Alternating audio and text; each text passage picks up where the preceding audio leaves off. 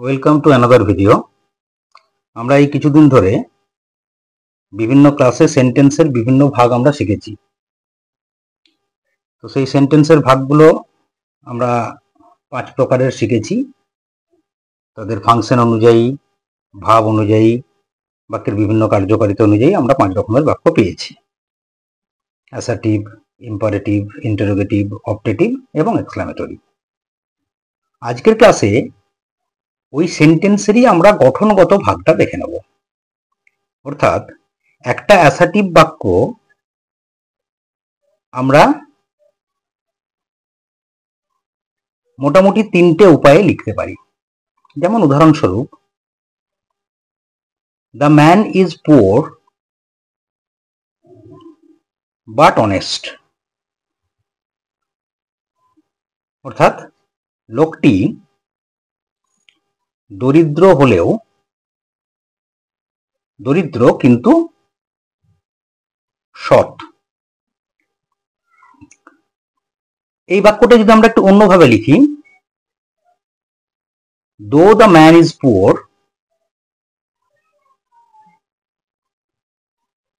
He is honest. অর্থাৎ যদিও লোকটি দরিদ্র,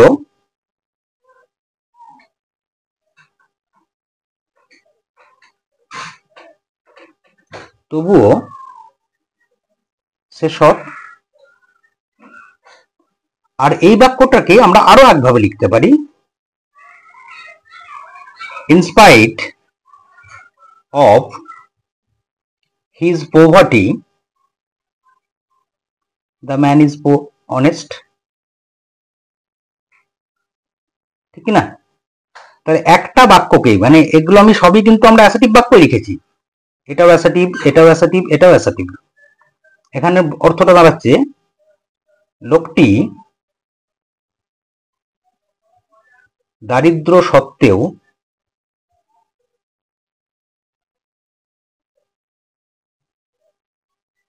সে সৎ। তার মানে আমরা যেটা বলতে চাইছি, বোঝাতে চাইছি যে একটা অ্যাসার্টিভ বাক্যকে আমরা দেখো 3 ভাবে লিখে দিচ্ছি। তো এই ধরনের যদি আমরা গঠন বৈশিষ্ট্যের বিচারে যাই, তাহলে একটা বাক্যকে আমরা 3টি ভাগে ভাগ করতে পারি। বোঝা গেল? তাহলে যদি সংজ্ঞা হিসাবে বলতে হয়, যে গঠন হিসাবে আমরা বাক্যকে 3 ভাগে ভাগ করতে পারি।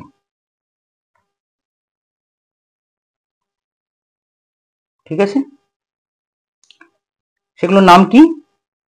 একটাকে বলা হচ্ছে সিম্পল সেন্টেন্স বা সরল বাক্য।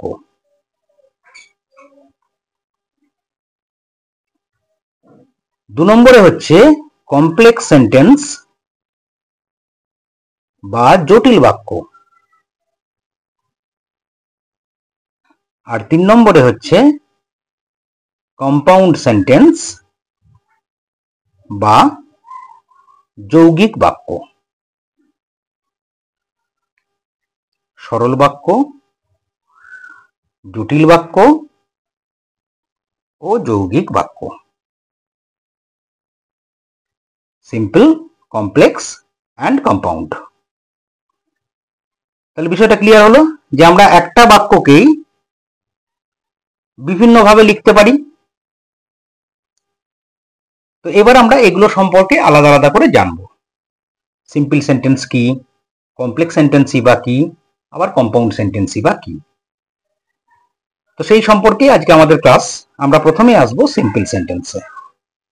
What is simple sentence?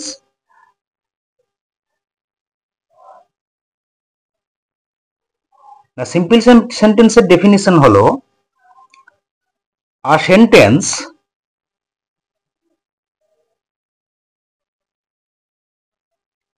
with only one finite verb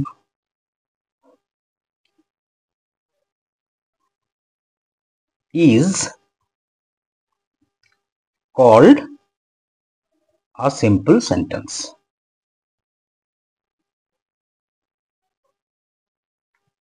clear?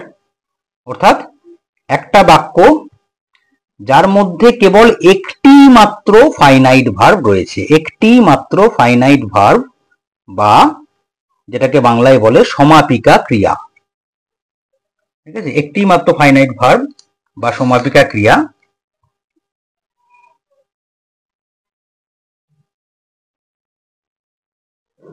এখানে রয়েছে। অর্থাৎ যে সমস্ত বাক্যে কেবলমাত্র একটি সমাপিকা ক্রিয়া থাকে তাদের আমরা বলি সিম্পল সেন্টেন্স বা সরল বাক্য। যেমন Pandora saw a huge box in a room। তাহলে এখানে প্যান্ডোরা সাবজেক্ট, স হচ্ছে মেন ভার্ব, কি দেখেছিল না একটা বড় বাক্স, কোথায় না একটি ঘরেতে। তাহলে এখানে সটা হচ্ছে ফাইনাইট ভার্ব, আর এই বাক্যে একটি ফাইনাইট ভার্ব আছে, তাই এটিকে আমরা সিম্পল সেন্টেন্স বলবো। এবার কমপ্লেক্স সেন্টেন্স হতে গেলে কি হবে না, কমপ্লেক্স সেন্টেন্স বা কম্পাউন্ড সেন্টেন্স দু ক্ষেত্রেই একটা জিনিস কমন কন্ডিশন, সেটা হচ্ছে there are more than one finite verb. অর্থাৎ বাক্যের মধ্যে একাধিক ফাইনাইট ভার্ব থাকবে। যদিও কমপ্লেক্স সেন্টেন্স এবং কম্পাউন্ড সেন্টেন্সের বৈশিষ্ট্যগত বিভিন্ন পার্থক্য আছে, কিন্তু একটা জায়গায় এদের মধ্যে সিমিলারিটি রয়েছে, কি না কমপ্লেক্স সেন্টেন্সও আমাকে একের বেশি ফাইনাইট ভার্ব থাকতে হবে এবং কম্পাউন্ড সেন্টেন্সও সেখানে একের বেশি ফাইনাইট ভার্ব থাকবে। প্রসঙ্গত আরেকটা জিনিস বলে রাখি, একটা ফাইনাইট ভার্ব মানে সেখানে একটি ক্লজ তৈরি হয়। অর্থাৎ যে অংশে একটি ফাইনাইট ভার্ব রয়েছে মনে রাখতে হবে সেই অংশে একটি ক্লজ বিদ্যমান। That means one finite verb makes one clause, makes a clause বা ওয়ান ক্লজ। ক্লিয়ার? অর্থাৎ একটা বাক্যে যদি 5টা ফাইনাইট ভার্ব থাকে তাহলে বুঝে নিতে হবে যে সেই বাক্যে আমার 5টা ক্লজ রয়েছে।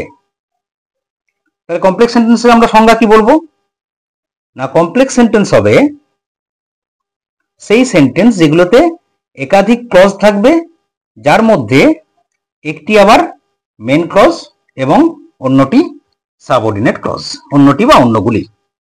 তাহলে আমি ডেফিনিশন দেখি কি বলা যায়। A sentence with one main clause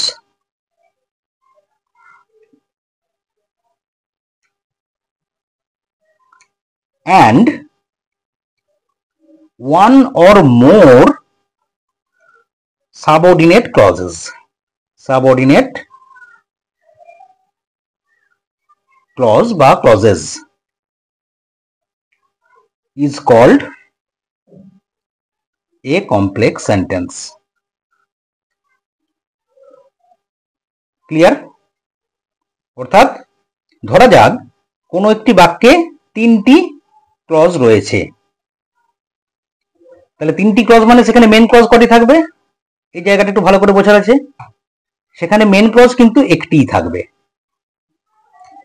তাহলে 3টি ক্লজের যদি একটি মেন ক্লজ হয় তাহলে বাকি আর কটা ক্লজ থাকছে, আরো 2টো ক্লজ পরে থাকছে, তাহলে দেয়ার আর 2 সাবঅর্ডিনেট ক্লজেস। আশা করি বোঝাতে পেরেছি। একইভাবে কোনো বাক্যে যদি 4টি ক্লজ থাকে সেখানেও একটি মেন ক্লজ এবং অপর 3টি হয়ে যাবে সাবঅর্ডিনেট ক্লজ। যদি 2টি ক্লজ থাকে সেক্ষেত্রে একটি মেন ক্লজ, একটি সাবঅর্ডিনেট ক্লজ। তাহলে এক বা একাধিক সাবঅর্ডিনেট ক্লজ একটা কমপ্লেক্স সেন্টেন্সে থাকতে পারে, এটা আমাদের মনে রাখা দরকার। তাহলে এটা উদাহরণ নিই, এক্সাম্পল করলে আমরা সিম্পল সেন্টেন্সে যে উদাহরণটা দিয়েছিলাম সেটার থেকে আমরা উদাহরণ এখানে নিয়ে আসতে পারবো। Pandora saw a box which was huge। Pandora একটি বাক্স দেখেছিল যেটা ছিল খুব বড়। তাহলে এখানে শটা হচ্ছে একটা ফাইনাইট ভার্ব, আর ওয়াজটাও একটা ফাইনাইট ভার্ব। তাহলে এখানে কটি ফাইনাইট ভার্ব আছে? একে একে দুটি finite verb. That's mean there are two clauses.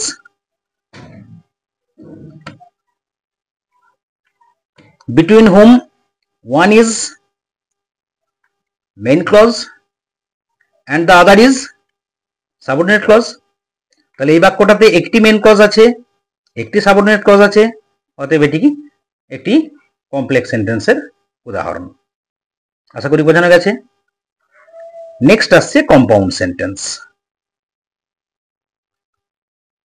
Compound sentence অর্থাৎ যৌগিক বাক্য। আগেই বলেছি যে এই বাক্যের ক্ষেত্রেও বা এই ধরনের বাক্যের ক্ষেত্রেও সেখানে একাধিক ক্লজ থাকবে, কিন্তু কমপ্লেক্সের থেকে কম্পাউন্ডের ডিফারেন্সটা এই জায়গাতে, কমপ্লেক্সে যেমন আমরা একটা প্রধান বাক্যাংশ পাচ্ছিলাম, বাকি বা বাকিগুলি অপ্রধান বাক্যাংশ হিসাবে ব্যবহৃত হচ্ছিল। কম্পাউন্ড সেন্টেন্সের ক্ষেত্রে মনে রাখতে হবে all the clauses are main clause here. Clear? এখানে যদি তিনটি ক্লজ থাকে তিনটিই মেন ক্লজ, দুটি ক্লজ থাকলে দুটিই মেন ক্লজ, চারটি ক্লজ থাকলে চারটি মেন ক্লজ।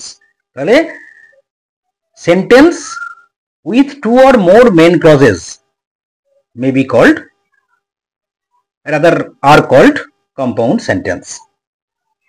সংজ্ঞা দেখি। A sentence with two or more main clauses, two or more main clauses. This point is to be noted. Main clauses is called a compound sentence. অর্থাৎ একটি যৌগিক বাক্য হলো সেই বাক্য যেখানে দুই বা ততোধিক মেন ক্লজই থাকবে। There are no subordinate clauses. Complex সেন্টেন্সে মেন ক্লজের সাথে সাথে সাবঅর্ডিনেট ক্লজ থাকবে। কম্পাউন্ড সেন্টেন্সে there is no subordinate clause. All the clauses are main clauses. That is the point. Example দিয়ে দেখা যাক। ওই বাক্যটা থেকে আমরা এক্সাম্পল সেট করব। Pandora saw a box in a room and it was a huge one. Pandora একটি ঘরে একটি বাক্স দেখেছিল এবং সেটি ছিল একটা বড় বাক্স। এই দেখুন, এটাকে অ্যান্ড দিয়ে এখানে আমরা যোগ করেছি। এই অ্যান্ডটাকে বলা হয় কোঅর্ডিনেটিং কনজাংশন, যেটা কম্পাউন্ড সেন্টেন্স তৈরিতে কাজে লাগে। তাহলে আমরা আজকে কি শিখলাম না, বাক্যের ভাবগত পার্থক্য ছাড়াও গঠনগত কিছু পার্থক্য আছে। সেই গঠনগত পার্থক্যে আমরা তিনটে ভাগ পেলাম: সিম্পল সেন্টেন্স, বাংলায় বললে সরল বাক্য; কমপ্লেক্স সেন্টেন্স অর্থাৎ জটিল বাক্য; আর কম্পাউন্ড সেন্টেন্স বা যৌগিক বাক্য। তো তার গঠনগুলো কি হিসাবে সেটা বলতে গিয়ে আমরা সিম্পল সেন্টেন্সে পেলাম, সিম্পল সেন্টেন্স এমন একটা সেন্টেন্স যার মধ্যে কেবল একটি ফাইনাইট ভার্ব বা একটি ক্লজ থাকে, তাকে বলা হয় সিম্পল সেন্টেন্স। কমপ্লেক্স বা কম্পাউন্ডের ক্ষেত্রে there must need more than two clauses. এটা মাথায় রাখতে হবে যে সেখানে একটা ক্লজে হবে না, অ্যাটলিস্ট দুটো ক্লজ থাকতে হবে, এবার দুই বা ততোধিক হতে পারে। তো কমপ্লেক্স সেন্টেন্সের ক্ষেত্রে একাধিক ক্লজ, তার মধ্যে একটা ক্লজ হচ্ছে মেন ক্লজ, বাকিরা হচ্ছে সাবঅর্ডিনেট ক্লজ। তাহলে একাধিক ক্লজ যুক্ত কোন একটি বাক্য যার মধ্যে একটি প্রধান বাক্যাংশ বা মেন ক্লজ এবং এক বা একাধিক অপ্রধান বাক্যাংশ বা সাবঅর্ডিনেট ক্লজ বা ক্লজেস থাকবে, সেটাকে বলা হবে কমপ্লেক্স সেন্টেন্স বা জটিল বাক্য। আর কম্পাউন্ড সেন্টেন্সের ক্ষেত্রেও আমরা জানলাম যে একাধিক ক্লজ বিশিষ্ট একটি সেন্টেন্স যার মধ্যে প্রত্যেকটি মেন ক্লজ, তাদেরকে বলা হচ্ছে কম্পাউন্ড সেন্টেন্স। তাহলে এই ক্লাসের মাধ্যমে সেন্টেন্সের যে আমরা ডিফারেন্সেস অফ সেন্টেন্স শিখছিলাম, কাইন্ডস অফ সেন্টেন্সেস শিখছিলাম, আগের যে 5 ভাগ আমরা শিখেছি সেই 5 ভাগের মধ্যেই এক একটা ভাগকে আমরা আবার গঠনগতভাবে এরকম 3 ভাগে ভাগ করতে পারি। আজকের ক্লাসে এটুকুই। দেখা হচ্ছে আগামী ক্লাসে কোনো একটা অন্য বিষয় নিয়ে। সকলে ভালো থাকবে। শুভেচ্ছা ও নমস্কার।